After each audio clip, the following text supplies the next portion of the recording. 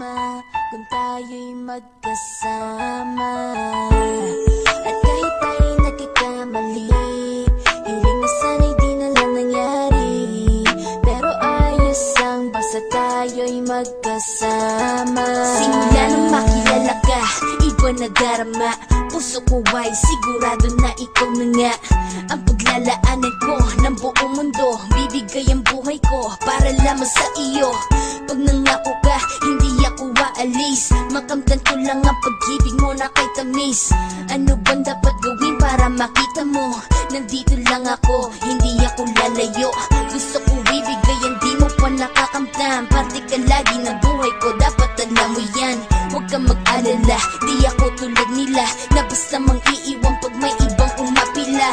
At alam ko na babother ka sa mga nakaraan ko, kaya minsan tinotopa ka. Ganon din ako, kaya intindi kita. Di na mag-iiba kasi nga mahal kita. Mamahalin kita nang walang hanggan, at hindi ka iiwan. Walang masama kung tayo'y magkasama. At kahit tayo'y nagkakamali, hiling na sana'y di na lang nangyari. Pero ayos ang basta tayo'y magkasama.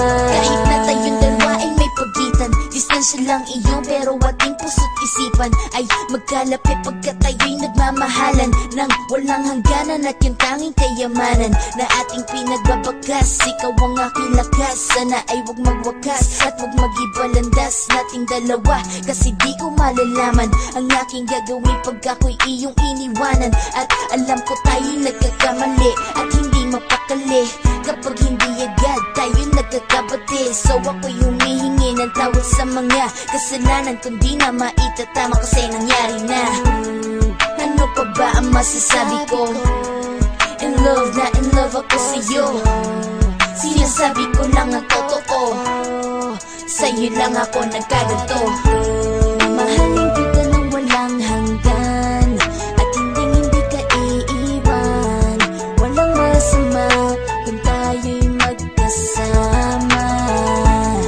At kahit tayo'y nagkakamali, hiling na sana'y di na lang nangyari. Pero ayos ang basta tayo'y magkasama. Kahit anong mangyari, ikaw lang ang iibigin ko. Hindi ko kayang lumayo sa'yo. Alam mo ba, mahal na mahal kita.